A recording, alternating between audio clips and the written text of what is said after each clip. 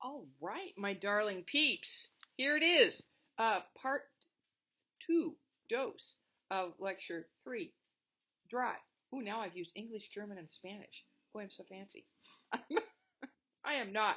Anyway, here we're talking about witches, witchcraft accusations, and gender in Puritan colonial New England.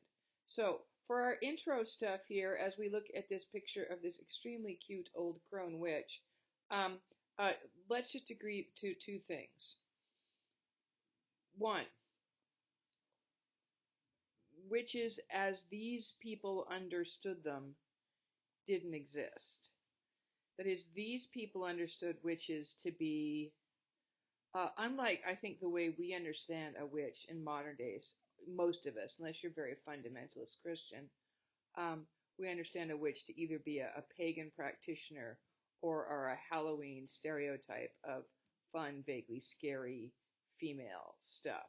Um, Puritans understood a witch to be a person, 75 to 90% of the time, a woman who had made a pact with the devil to get unseemly powers.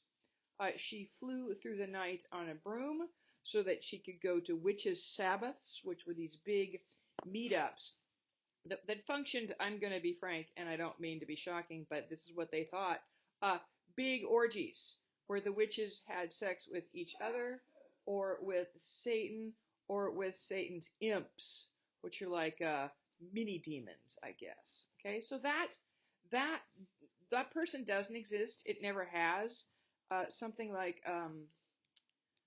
between 1,200,000 women were killed in Europe between the 1480s and the 1700s in Europe for being that thing which they couldn't have been because that thing doesn't exist.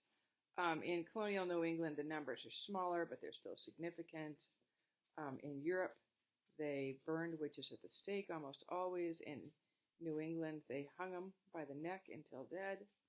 But nonetheless, they understood a witch to be someone who'd made a demonic pact with, you know, a demon or Satan himself.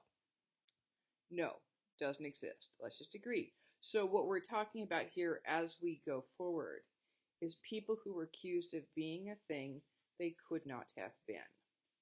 Okay? I'm not saying they weren't healers. I'm not saying they weren't wise women. I'm not saying some of them didn't make medicines with herbs and roots because they didn't have Walgreens. I'm not saying any of that stuff. I'm saying they weren't witches the way colonial Puritans or even Europeans thought of them. That doesn't exist. Yeah? So that's our, it's kind of two things, it's kind of one thing. But let's agree to that.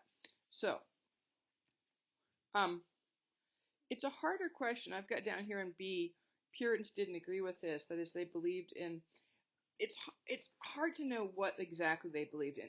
We know for a fact that they believed in a corporeal Satan. That is, a Satan who could take physical form and walk the earth and interact with human beings, usually women, in part because they thought women were inferior and more lustful than men and morally weaker than men. These are ideas that are, in some way, shape, and form, a little bit still out there, or maybe more than a little bit. It's hard to know how many of these people sincerely actually believed in demonic witchcraft. How much of this was real religious belief and how much of it was um, pretend belief so that they could accomplish other goals. We can't know that because one of the things history isn't good at is knowing what's in people's hearts and minds. We can only know what they've said. Um, but I could say that I believed the sky was purple. It wouldn't make it so. They could say that they believed that these women were witches. It doesn't make it so. Anyway, I've talked enough about that, and there's not a whole lot of notes to be taken there except witches, as these people understood them, aren't real. Again, I'm not saying we don't have pagan practitioners. I myself define myself as a witch, more specifically a hedge witch. But that's not what they were talking about here in Puritan America. They're talking about demonic people who make demonic pacts. Okay? Anyway, good. Doesn't exist. So again, going forward, everyone's an innocent victim. Yeah? Okay. Next slide. So fundamentally, Puritans either believed or pretended to believe that witches did two categories of things: non-possession, and the next slide we'll talk about possession. Under non-possession, look at our nymphs here dancing happily and naked in the woods, because that's what ladies do with our free time. Sure it is. Well, maybe we should. The non-possession things, and again, they were using witchcraft to justify or to explain things that are difficult to explain. Why did my favorite cow die?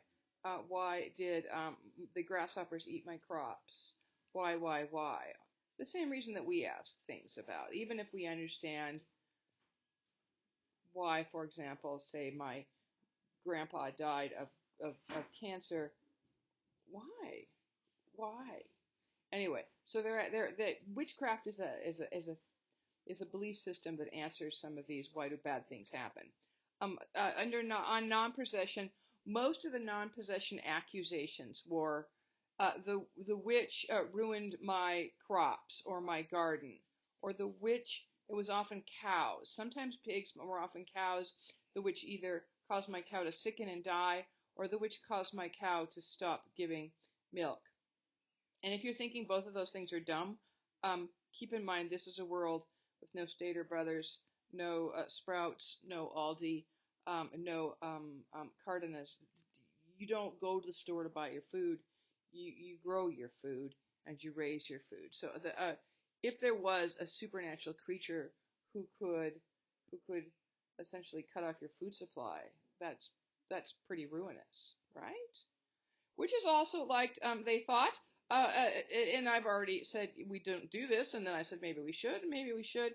They thought witches like to dance naked in the woods. This is very much, again, a gendered accusation. Sort of, there was a notion, you get these accusations from men about women, and what you have here with this, I saw her dancing naked in the woods, maybe with her friends, is a notion that women were behaving outside of male control, outside of quote normal unquote. That is, they were outside after dark, after night. Nice girls shouldn't be there. I'm not saying this is true. I'm talking about patriarchal sexist belief systems. Nice girls certainly shouldn't be naked in front of anyone except their husbands, and nice girls shouldn't be dancing around with other women, period, let alone naked in the dark in the woods. And for the Puritans, very much, for a lot of colonial New Englanders, the woods was shorthand for a place where evil or Satan lived. That these people came from England. England had been deforested for centuries. English colonists generally found forests extremely anxiety provoking. So the notion that women were dancing naked in the woods at night, there's like a whole bunch of things there that would be non-normative and anxiety provoking if one believed in that. And again, not saying any of these things happened. Somebody's cow died. That was certainly not witchcraft. And maybe women danced naked in the woods, but I'm be willing to bet probably not. And also that a witch had this ability to stay dry in the rain and snow. And if you're thinking, well, that's also dumb, remember this is a world without central heating, without dryers, without raincoats, the way we understand them at least. They had waxed cotton. The ability to stay dry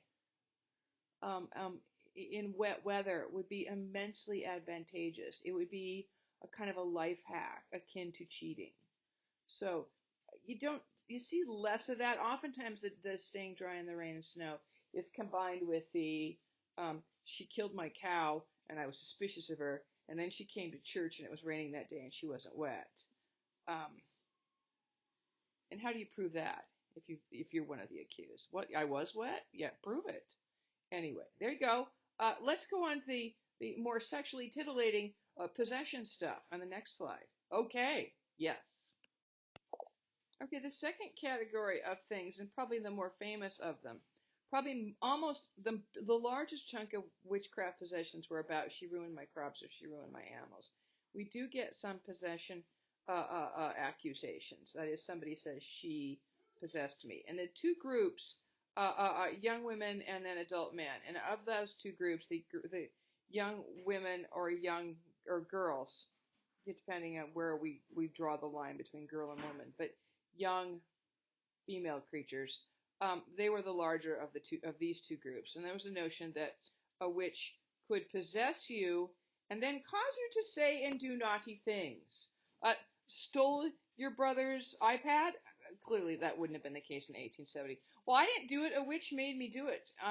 But you could, yeah, was rolling around on the floor in the kitchen, saying naughty, naughty words, and perhaps grabbing oneself in one's naughty bits.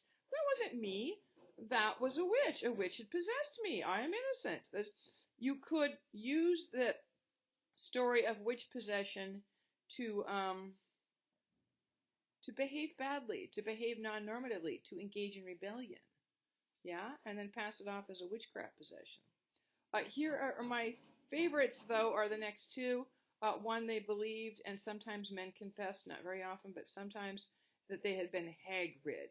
So it would go like this. There's a notion that a witch slash woman would possess a man in his sleep, and then while possessed, he would do stuff, but then not remember it. But she would take him out, and ride him around the village like a pony.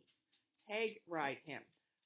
And gentlemen, how would you know? How would you know if you had been hag rid? Well, some of you, this isn't true, but probably any of the older men in the room, and even the older women, will attest to this. Have you ever woken up and, I don't know, your knees hurt, your lower back hurt, your hips hurt, your shoulders hurt? Well, there's only one explanation for it. A witch possessed you last night and rode you around the neighborhood. Oh, I hate it when that happens. Uh, yeah, pause for giggling. But I don't make this stuff up. There was also sometimes a notion that a witch could come into a man's bedroom and possess him and then have sex with him against his will. Oh, no. Oh, guys, don't you hate that? When women sneak into your rooms and have sex with you against your will? Oh, but we can joke and laugh about that. But it's partly because the gender roles are reversed. Because if we said a man snuck into a woman's room and had sex with her against his will, we'd say, well, that sounds an awful lot like rape. Because it would be. And that is indeed what we're talking about here. But the Puritans didn't even understand that way. They understood it as a perversion of authority. That the woman initiated sex, that she had sex with him, he didn't consent, and that he had become a tool of her desire instead of vice versa. You know what I mean? And gentlemen, how would you know? How would you know? If you don't remember the possession, how would you know when you woke up in the morning that a witch had come in the night and had sex with you?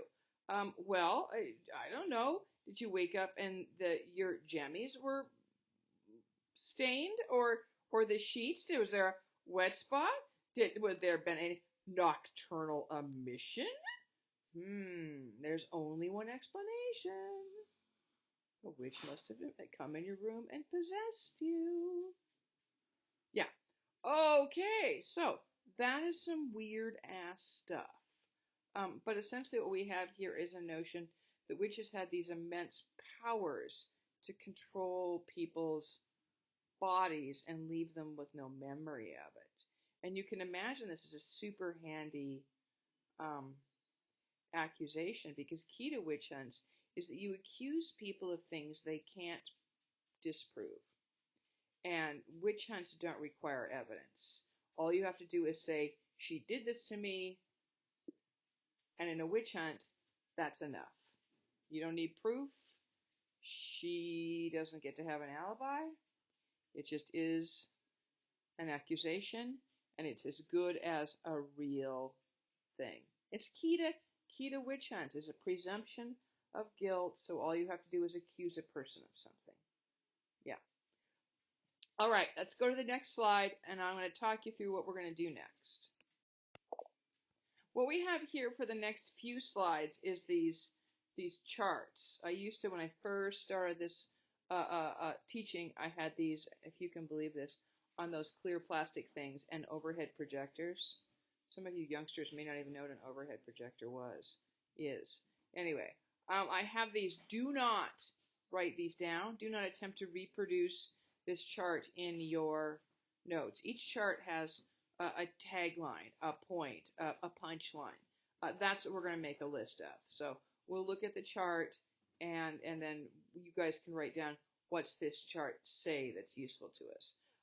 I'm also want to tell you that I didn't. These are not my statistics.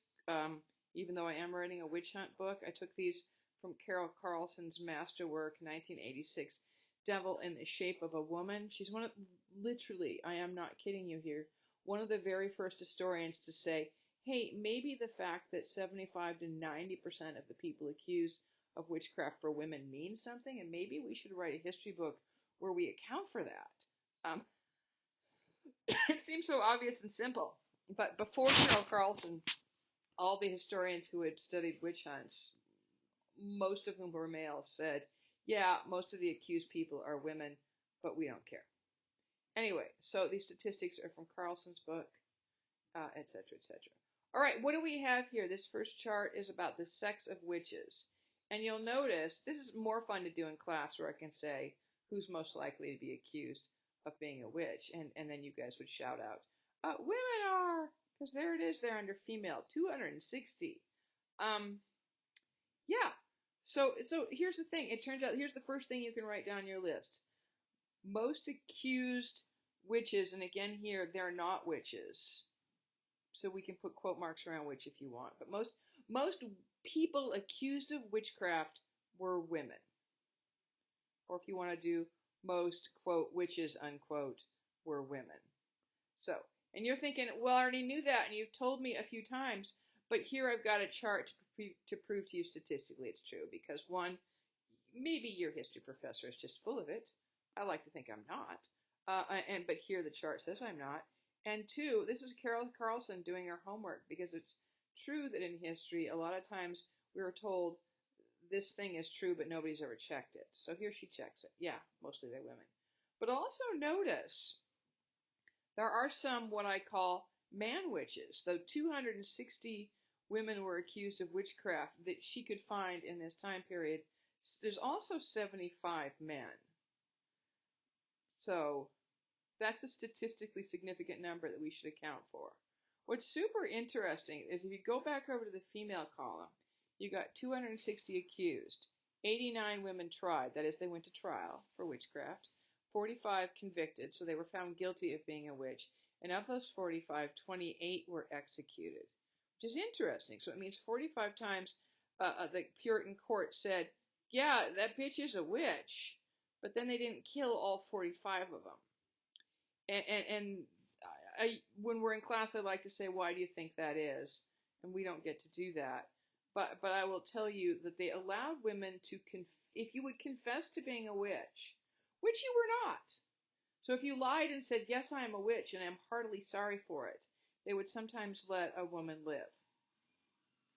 Not always, obviously, because we've got 28 executed witches here in this statistical sample. But over when you get to the male column, we got 75 accused, only 14 go to trial, 7 are found guilty, and all 7 are killed every time. And again, it'd be fun to us to be in a room and me to say, why do you think that is? And you can think about it. You could stop the audio for a second and take a couple of guesses, and then I'll tell you. Okay, I'm going to tell you. The assumption was, if you were thinking, well, at least witchcraft is a place where Puritans said, well, women are powerful and dangerous, and that's kind of cool. I'd rather be powerful and dangerous than oppressed. It isn't even that. They assumed that in a place with, say, 2 or 3 witches, that there must be a man witch. A man witch. There must be a man witch around who is in charge of them, because women can't be in charge of themselves. So the assumption is that these man witches were leader witches. you want to use a word like warlock or sorcerer, but they didn't use those words. Those are different. They had those words, but they meant something different. They just understood this to be a witch who was a male, a man witch. Um, that these guys were leaders, and also because here's the downside of patriarchy: if men are supposed to be the real humans, the smart humans, the humans in control of themselves, um, um, um, then their fall from grace, as it were, into witchcraft, is a greater sin, and you can't forgive them. So two things: their crime is bigger because they're men, the downside of patriarchy, and two, um, they must be the leaders. All right? So what do we got for this thing? We got most witches are female. Some witches are men. Men were more likely to be executed because they were considered leaders or they committed a bigger crime. Those are your things you can write down there. Okay? Good. Next slide. All right, here, just so the guys don't feel left out, because this is a lecture a lot about women. And to be fair, even in a regular history class, people get offended because they're like, "What? I didn't take. This isn't a women's history class." But I ask you, in a regular history class, where women make up 51% of the population, shouldn't 51% of the information be about women? Nonetheless, I think the man-witch thing is interesting, so let's take a peek at it. And what we notice here over in our chart is that we've got here on the left the accused, tried, convicted, executed, our hierarchy of a seriousness, right? And then the columns are dudes under 40, so relatively young dudes, dudes 40 to 59, and dudes over 60. So we got relatively young, middle-aged, old. And what's interesting is, while more dudes under 40 are accused of witchcraft, see the 18 as compared to 12 and 4, only 3 or 1/6 of those go to trial. Whereas when we get to middle age, 1/4 of those go to trial. And when you get to over 60, they all go to trial. And admittedly, we've got small statistical samples here, but when you're a historian dealing with stuff from 400 years ago, you've got to go with what you've got. And you go back over here to the under 40 column, notice that of those, that 1/6 who were accused, none of them were found guilty, and thus none of them were executed. So either young dudes just aren't ever witches, or there's something else going on here. And again, obviously there is something else going on here, because no one's a witch. Anyway, of the 3 tried in their middle ages, all 3 of them were found guilty and executed, and same thing for the old dudes. They were all tried, and then, we got 4 tried, 2 convicted, and 2 executed. But once you get to the convicted, notice no guy gets, it looks like, and again, small statistical sample, it looks like old guys were assumed more likely to be guilty of witchcraft, and 200% likely to be executed. Okay, so we got that. And then the question might be, why do you think that is? And this is where the group, I usually let the class guess. And so if you want to stop and guess for a second, go ahead and do that. I'm going to tell you now. It's because what the guess that I get from students is always because older men are more powerful, thus they're more dangerous. And I love that guess because you live in a society where that's true. That in a post-industrial society where you accrue wealth as you age and your work isn't dependent on your physical strength, that you don't get rich, you don't accrue wealth in your 50s and 60s by farming more or harder, but because your investments have piled up, your house payments are paid off and your house is worth more and more, that kind of stuff. So we live in a world where you can accrue wealth as you age because it's not based on our physical stamina. They lived in a world where 90% of the people were farmers, and imagine if you were a farmer, under 40, your farm's doing pretty well. As you edge towards 60 and you get a little more physically delicate, I'm not harshing on old people, but your body really does break down, especially after a lifetime of hard labor. Your farms get less valuable. You get less valuable. So old guys are more likely to be executed here, we think, because the society needs them less. They're old people. They're fundamentally, and I would argue not unlike today, not as useful to the culture. Yeah, they're done with most of their work. They've reproduced. They've made their families. They've supported the people they needed supporting. They're out on their own. So now we can afford, as it were, to execute them. Anyway, so that's what we've got for this chart that we've got mostly older men who are convicted and executed of witchcraft. And we don't have a chart for it, so you just have to take my word for it, because older men were less valuable to that society, to the Puritan society, really to all the societies at that age, that time. Yeah, next slide. Hey, I should say, we're building out our basement, and we've got a contractor doing some of the work, and my husband and I are doing some of the work. But the contractor and his crew are down there today. Just delightful fellers. But there's some drilling and some noise, and I tried to wait, but they're going to be here all day, and Mama's got work to do. So if you hear phantom noises in the back, that's just some hardworking guys making a living. Okay? Okay. So now our chart here, accusers. What kinds of your accusers varied on the kinds of. Remember we said there was two kinds of things that they thought witches did: possession and non-possession. Well, our accusers, you'd either be an accuser who said she possessed me, or an accuser that said she killed my cow, or danced naked, or stayed dry. Okay, so possession and non-possession. For our accusers that made accusations of possession, where are our big numbers? And if you look here at the chart, you'll see that women are more likely. Okay, it's getting louder, isn't it? Women are more likely to make accusations of possession than men.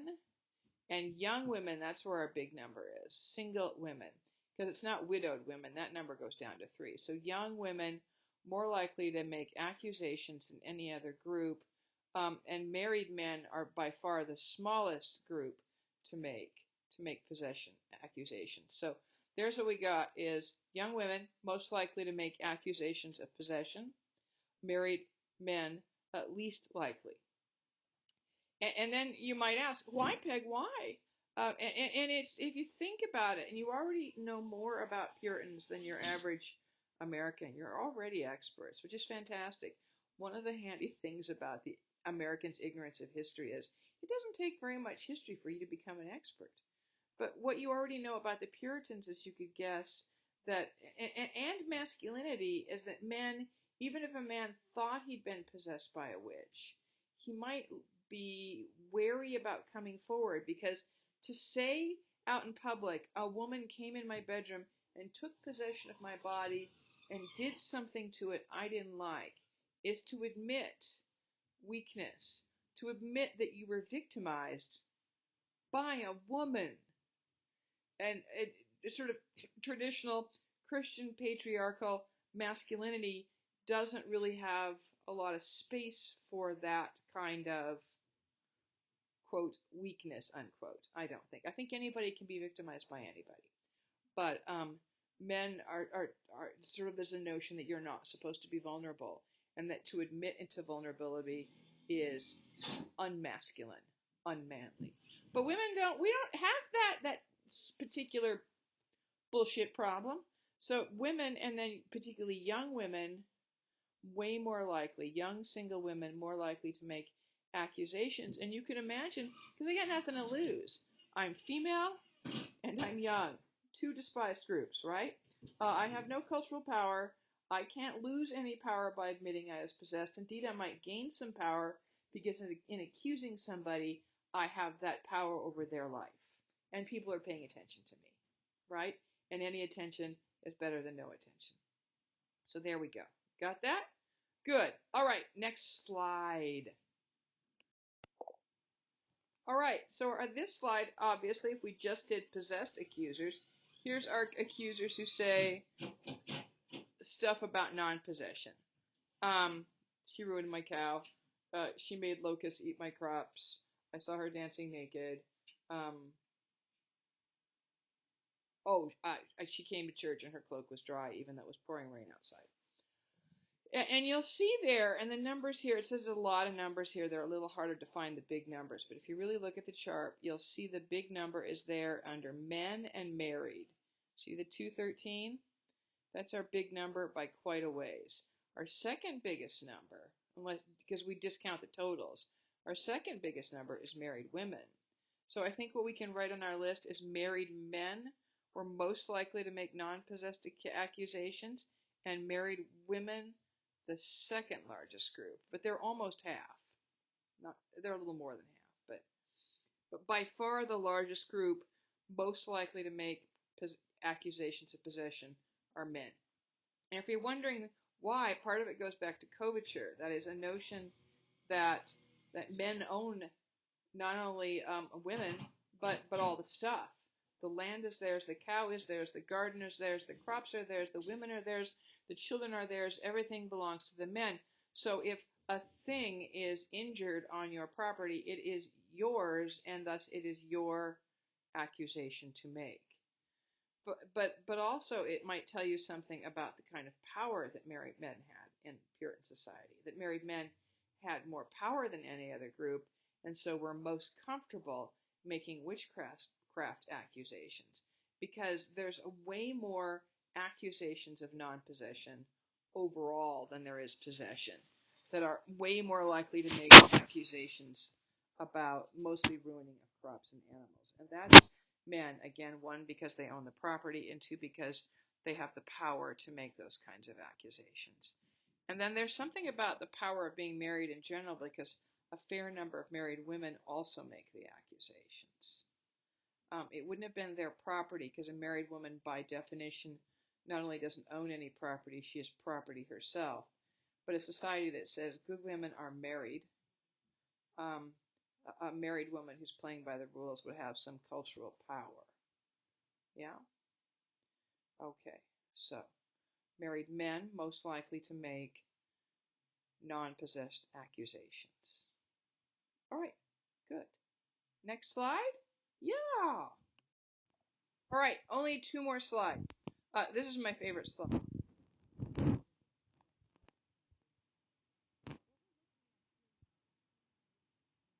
Who were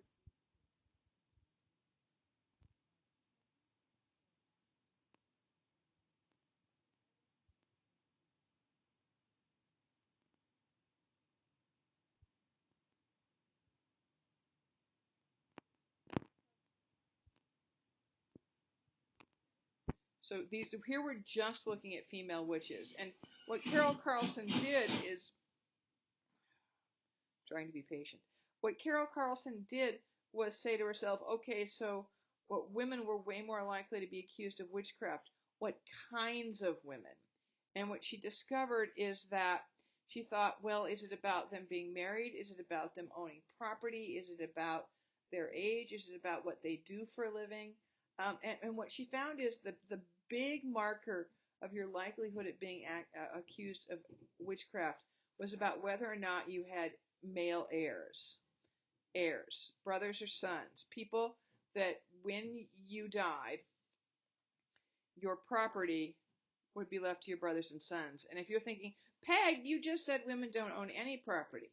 That's true, but these women, whether they could be either widowed or married, but married to old guys, and married to men who are older than them, because most women are, and very likely to outlive their husbands, because most women do. So women who were going to, because the only way you could own property in a world of coverture like colonial New England is to be a widow and inherit it from your husband. And what we find out is that women with no male heirs, so women with daughters or no, husband didn't have brothers. That is, there's no men to inherit when she dies, so she might get the stuff from her husband, but then when she dies, the notion is that the property would then go to the oldest son or the husband's brother, or some male relative, usually the son though. But what about women who don't have sons? And what she found out is that women without male heirs were slightly, go over here to accused and no heirs. They're 61%. So and over here 39. So that's pretty much 6 out of 10, 4 out of 10. So slightly more likely to be accused of being a witch. Slightly more likely then to go to trial for being a witch. But look what happens when you get down to convicted and executed. 3/4, 76% of women convicted of witchcraft didn't have male heirs, and 90%, 9 out of 10 executed, dead witches were women with no male heirs. And the reason this is my favorite chart is because that is some damning statistics. One, the statistical sample is big enough that I think we can do some takeaway from it. And two, 90% of dead witches were women without male heirs? What? And then let me ask you this question. If you're a woman and you are executed by the state and you don't have male heirs, what do you think happens to your stuff when you die?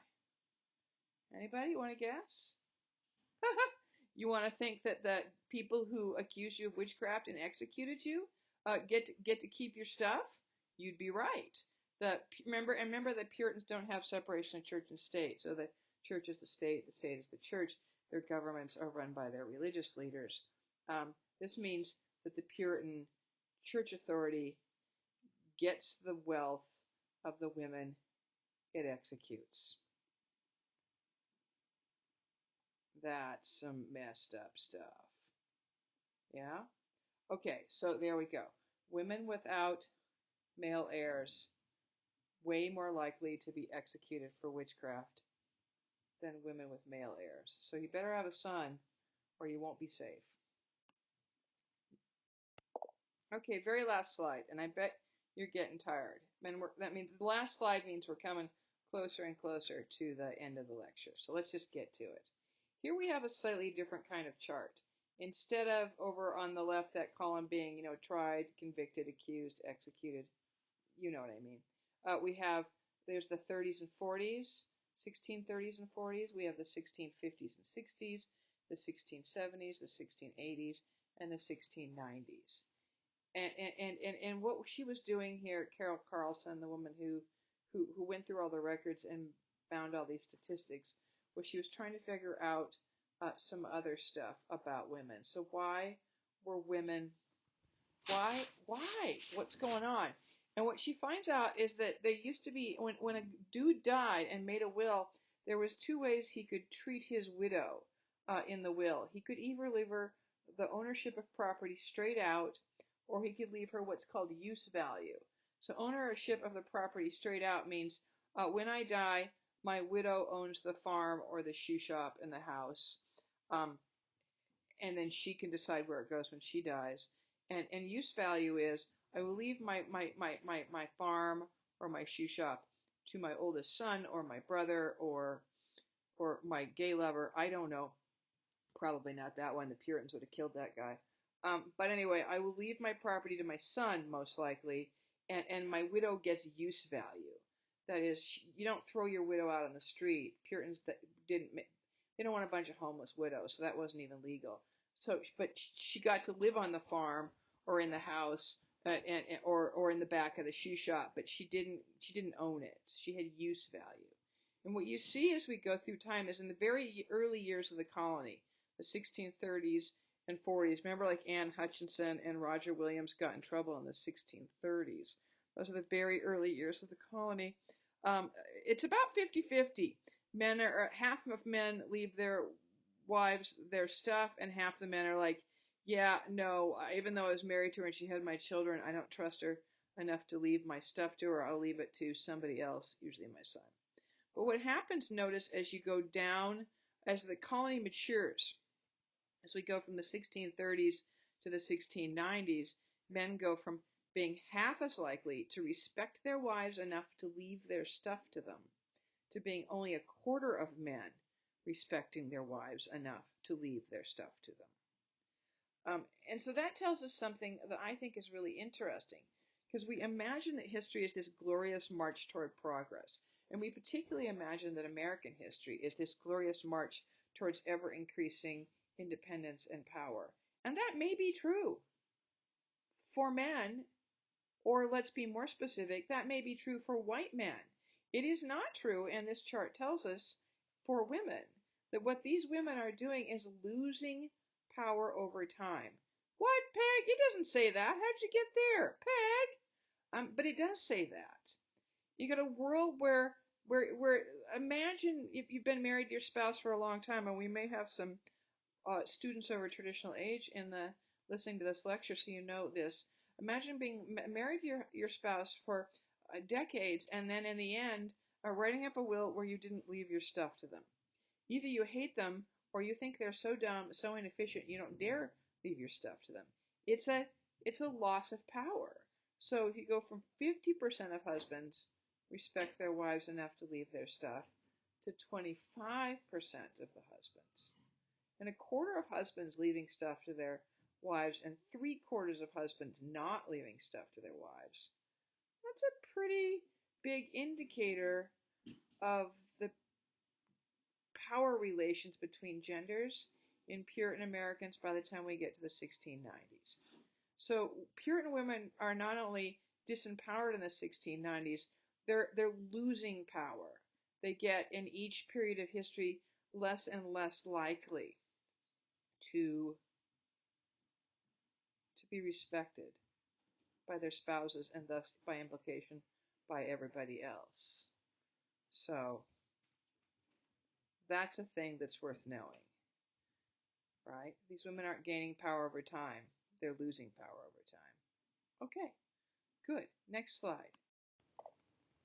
All right, so you should have a list on your notes that looks something like this list. It certainly doesn't have to be exactly like that, but let's go through it quickly. This is all stuff we've already done once, so just a quick review. To sum up, most witches were women. Some were man witches.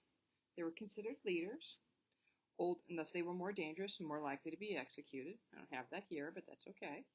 Older men were more vulnerable to witchcraft accusations and executions, and that'd be the key there, right? Possessed accusers were more likely to be young women, that is, people making possession accusations. Nobody was actually possessed, because remember, this kind of witch doesn't actually exist. Non-possession kinds of accusations were likely to be adult men. They were the most powerful. So we got a least powerful group and a most powerful group, both making accusations against a third group, women, who we find out are mostly women who are inheritors, women without male heirs. Indeed, 9 out of 10 dead witches were inheritors, and that Puritan women, were losing power over time. But they were not experiencing the triumphal march of history, because that only works for white dudes, and not even always for them. Oh, anyway, okay, good? Good. All right, next slide. So what's all that mean? We have a list, and history does two things. It'll give you a list of things. There are these facts, but history should do something beyond that. That's why people say history is dumb, because you can't change the facts of the past. Well, one, you can if you knew more about it, because we don't always know much. But two, you can always change the way you think about the facts of the past. Yeah, enough said about that. We'll talk about that more as we go along. Anyway, so what's it all mean here? I've just typed it out for you. I like a bullet point list as much as the next person, but this has always felt like a short paragraph. So it's right there. What's it all mean? Puritan witchcraft cases were moments of patriarchal control of powerful or potentially powerful women, the inheritors. Okay? And here we're talking power as relative. We're not talking people who are running the family or the town or the state. Just women who are likely to inherit their own stuff and not have to give it to a man. Men were assisted in this oppression of women by young women who were anxious about the fact that they were less likely to have power than the generation before, and thus they took it out on women, not on men. Wow, that's a mouthful. We're going to parse that out a little bit more in the next slide, but before we go on to that, let's just say here. So we've got that. Here's what I want to say about this. The first part of this, Puritan witchcraft cases are essentially men oppressing potentially powerful women. Okay, yeah. Ooh, what a surprise. I gotta tell you, I'm not sure I get out of bed for that. I'm not sure we do a whole lecture on that in the 21st century. Oh no, look, gang, in the past, men were shitty to women. Newsflash. Somebody make a TikTok. Yeah, no, not a newsflash, right? Where it gets interesting, at least for me, and it should be for you, is the fact that men were assisted in this oppression with young women. That is, that young women collaborated with men to oppress the very group that they belong to. And they like that. I don't like it. I don't like it when it happens, but I like that. I find that part of the experience interesting. That's interesting to me. That I get out of bed for. Because I think we have to, it's helpful in explaining, say, in our world, how do you explain female Trump supporters and all the destructive things that those kinds of conservatives do to women? How do you explain persons of color who support conservative policies that destroy their own group? How do you explain that? There must be an explanation. And a lot of it's personal and about personal ideology in time and space, but a lot of it's more complicated, more groupthinky than that. So let's go look at the last slide, or the second to last slide. I don't know. Let's go look at a slide where we talk about a couple of really interesting things to understand how and why this all worked the way it did and what it means to us today. All right, see you there. All right, so here's our three terms. I've put them here. You have to talk to know what they are. The first one is we can understand why men would oppress and even torture and execute women for being a thing they weren't actually, which is by understanding patriarchy and misogyny. Remember, patriarchy is a system of economics, political power, cultural organization, all that stuff that fundamentally it empowers men, not equally. Remember, there's like rich men get more power than poor men. White men get more power than all the not white men. Heterosexual men get more power than not heterosexual men, etc., etc. But nonetheless, a system that fundamentally not only empowers men, but says that things that are male, so male things, sports, public, there's a notion that the public space and politics belong to men, and we still have never had a female president. Those things are important, and the things that belong to women, Michael's stores, kitchens, laundry rooms, these things are not important. When actually probably more important stuff happens in the average American kitchen than happens in the White House, if you ask me. But nonetheless, right? Misogyny then is the toxic child of patriarchy, because if you're going to have a system that says that all the people with penises are fundamentally better than all the people without them, then you have to have a justification for that. Otherwise, it's just unfair. It's just mean. So why? Because women are inferior, because we're stupid, because we are foolish, because we are hysterical, because we are not good with numbers, because we're not good with reason or logic, because we're not good. That is, misogyny is about the hatred of women backed up by a whole bunch of terrible ideas about why we're inferior.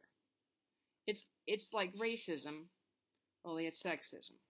So there you have it. Okay, so we can understand why men would do terrible things to women because of this system.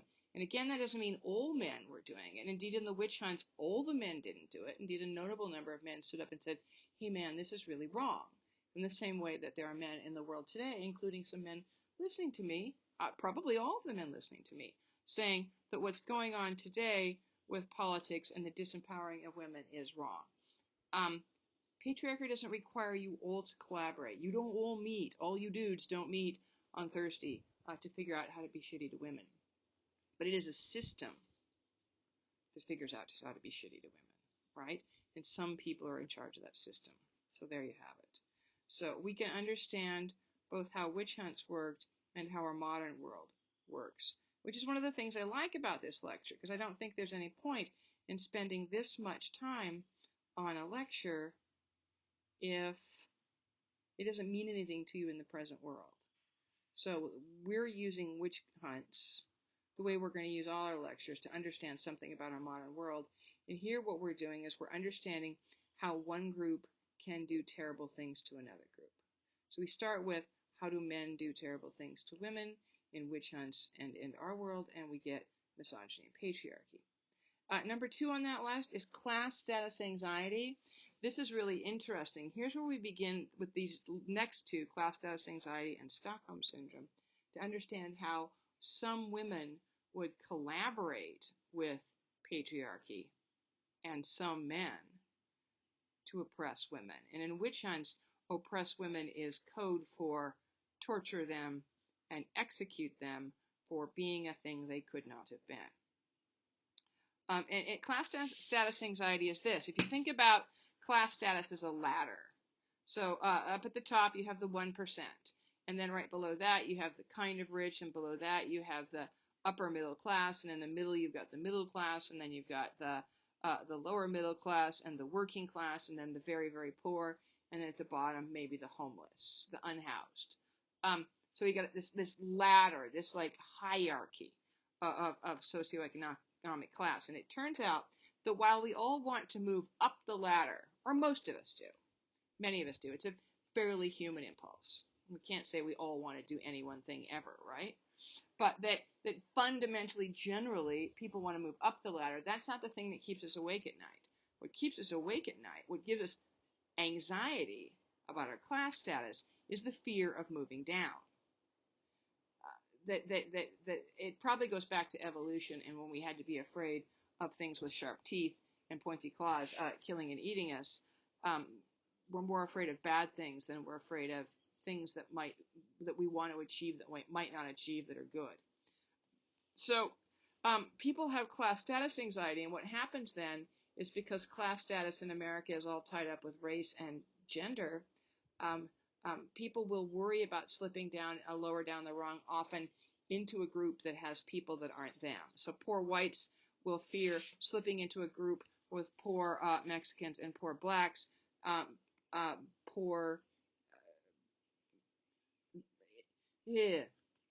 what you get with women in the witch hunts is you get young women in a knowing they're losing power over time. And if you want to say, Peg, how could they know that? Well, if you were in a group that's losing power right now, say you're a trans person or a Latino or a woman, you're in a group that's losing power and you know it. You're not stupid. You don't need a lecture for it. You know it. Trust me, these women in the 1670s, 80s, and 90s, they knew it too, because they're every bit as smart as you are. And you're way smarter than you think you are. So class status anxiety is, what do? I fear moving down the ladder, so what do? I attack the group below me, and I curry favor with the groups above me, in the hopes that the groups above me will see me attacking the groups below me, and will reward me for that. It rarely works that way, but it is the sort of the impetus. It's why when we got sort of in the LA riots in the 90s, why people rolled into neighbors and burned out Asian markets, even though the Asians didn't have anything to do with the Rodney King thing, right? But you can't attack the people that do. If the power structures in Los Angeles, particularly the Los Angeles police and the Los Angeles judicial system, was very much about empowering white people, but it's dangerous to attack those institutions. But what you can do is attack the groups with even less power than you, Asian market owners. Bada bing, bada boom. The same thing in the witch hunts, because young women are like, well, yeah, it is the men who are disempowering us, but I can't attack them. I kind of need them. So I'll attack other women in the hopes that they'll see us doing this and sort of let us into their club. And ladies, they'll never let you into your club. Dudes, I'm sorry, but you just won't. Even the best of you, if you ask me. And no one did. Anyway, so class status anxiety. It helps us understand why young women would help men attack other women in the witch hunts. It helps us understand why, say, poor whites collaborate with rich people in the MAGA movement to attack brown people, black people, and women. It helps understand why groups act against their best interests by aligning themselves with powerful groups that don't care about them. Yeah. Very related to that is Stockholm Syndrome. This is a syndrome named after, in the 1970s, some bank robbers in Stockholm took hostages, roughed some up, threatened to kill them, and then began negotiating with the police. And very quickly, the hostages started negotiating with the police as well for the bank robbers' kind treatment and release. That is a notion that they began to identify with their abusers and want to help them. Very related to Stockholm Syndrome is battered wife syndrome, where women are beaten up by husbands or boyfriends, and nonetheless are like, oh, I love him so much. He said he'd never do it again. He'll do it again.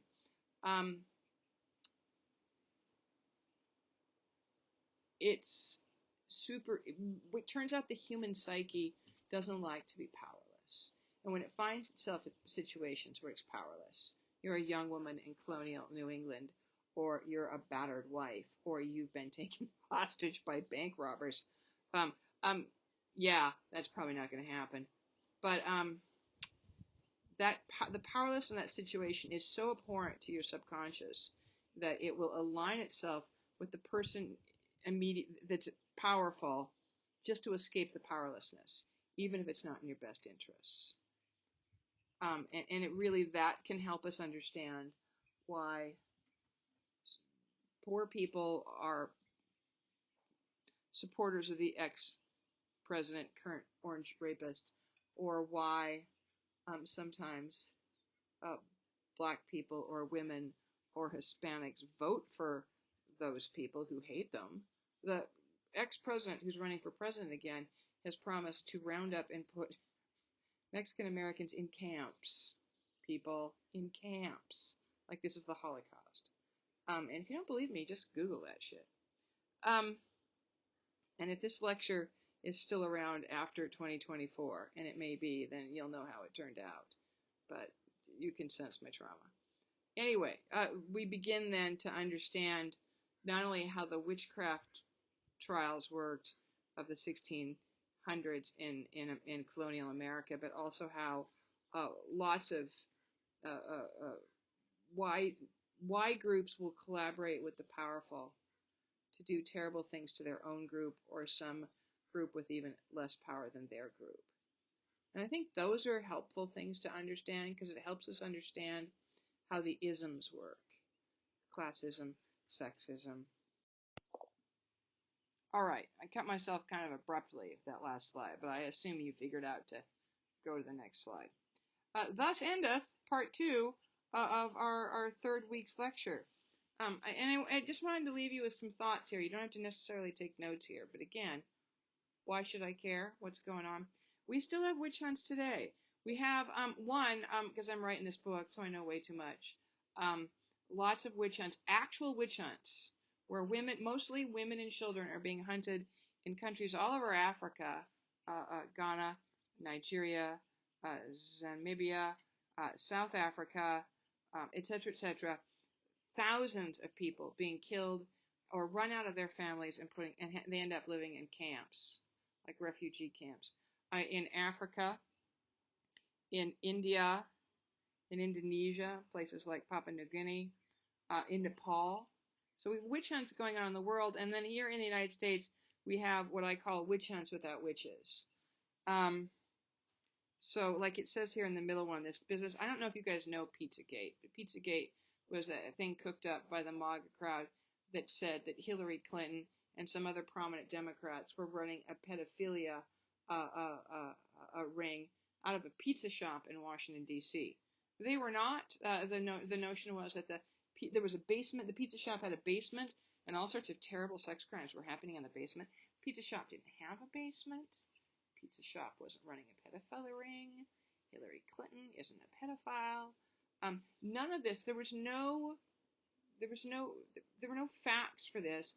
Just internet rumors, social media nonsense, but people believed it, and it became a really important part of the 2016 campaign against Hillary Clinton that got the orange rapist elected to the presidency in 2016. Um, that was a witch hunt because it was accusations with no proof, presumption of guilt, no defense against these fake accusations, and accusing a person of being a thing they couldn't be. The Sandy Hook parents, that's the way conservatives treat the Sandy Hook parents. There's the whole nonsense amongst Republicans about how Sandy Hook was a fake and that lots of the mass shootings were fakes. That it's the liberals faking these things because we hate guns for no reason. Because we're trying to take the guns away from the conservatives so we can run the country. Yeah, that's going really well for us right now. Yeah, children were killed at Sandy Hook. Children are killed in school shootings in America pretty much every day. It's all real. But the ongoing sort of witch hunt for these poor people, and particularly the parents, by leading conservatives, it's a witch hunt. There's no proof that the thing was a deep fake. Um, People who believe it don't want any truth, and there's a presumption of guilt that the people collaborating in this are lying, and we don't care about facts. We don't care about truth. All of those things are witch hunts. When the ex-president complains bitterly in 2023 and 2024 that all of the criminal charges against him, that this is a witch hunt, he is misusing the word, because a witch hunt has to be baseless accusations with no proof. And there's proof for all of the things that the ex-president has been put on trial for, or there wouldn't be trials. And witch hunts happen outside of the judicial system. There's never been a trial for Pizzagate. There's never been a trial for Sandy Hook, though the main Republican guy in charge of spreading the lie did get sued for defamation. But a witch hunt happens outside of the judicial process, and there's no evidence for the accusations. So, and almost always the person being attacked is somebody who has less power than the attacker. So it would be hard pressed to believe that anything happening to the ex-president, current rapist, is a witch hunt. It's not. Because the word gets used incorrectly a lot, and I wanted you to keep that in mind because I think it does a deep disservice to the hundreds of thousands of people who have died all over the world because they were accused of being witches when they couldn't have been. We shouldn't be just using that word for the fun of it. So anyway, and if we were in class, I'd say, can we give me some other witch hunts? Give me some examples, and students could throw things out, and I could say, yeah, that's a witch hunt because it meets the parameters, and that's not a witch hunt because it doesn't meet the parameters, et cetera, et cetera. But if you wanted to, you could think for yourself about some other witch hunts. And I think it'd be interesting to Google the thing and then see how many of them. I think if you Googled witch hunt right now, you'd get a lot of the orange rapist stuff. But again, it's not a witch hunt. It's not just me saying that. I could show you the books, but you don't want to see them. I should be done with this lecture, shouldn't I? Let's end the lecture. So anyway, that was fun until it wasn't. I think here's the thing about the witchcraft stuff. It's super interesting. It's like slowing down to look at a car wreck.